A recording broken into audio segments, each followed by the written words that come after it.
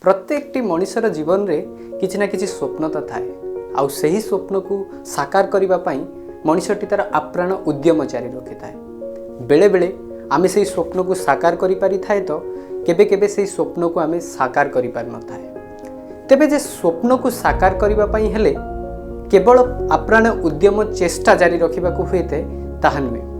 प्रथमतः स्वप्न को साकार करबा पई हेले आमको एक वास्तविक स्वप्न को निज जीवन पई बाछिबा को पड़िଥାଏ। एमिति एक स्वप्न जहाँकि आमर जीवन सहित जड़ित थाए, एमिति एक स्वप्न जहाँकि आम कौशल सहित खाप खुआई थाए, आउ एमिति एक स्वप्न जहाँकि आम पई समाज रे एक स्वतंत्र परिचय सृष्टि करि पारथाए। जेतेबेले आम एक वास्तविक स्वप्न को आम जीवन पई बाछि थाए एवं ताकू साकार करबा पई प्रयास करंती, ठीक सेतिकी बेले आमको आम जीवन को संपूर्ण भावे से स्वप्न सहित ही बंचिबा को पड़ी थाए।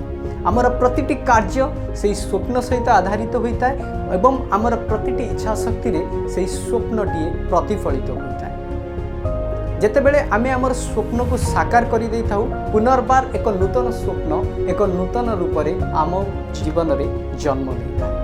सेतिपाई तो कह जाए स्वप्न हेउची मनुष्य जीवन एक अविच्छेद्य अंश। बेले बेले आमे स्वप्न को साकार करिवार अति निकटतर हेकि मध्य स्वप्न को परित्याग करि देई थाउ। काहेकि ना आमको लगे कि आमे ए स्वप्न को केबे भी जीवन रे पूरा करि परिबो नाही, काहेकि ना केबे केबे आमे थकी जाई थाए।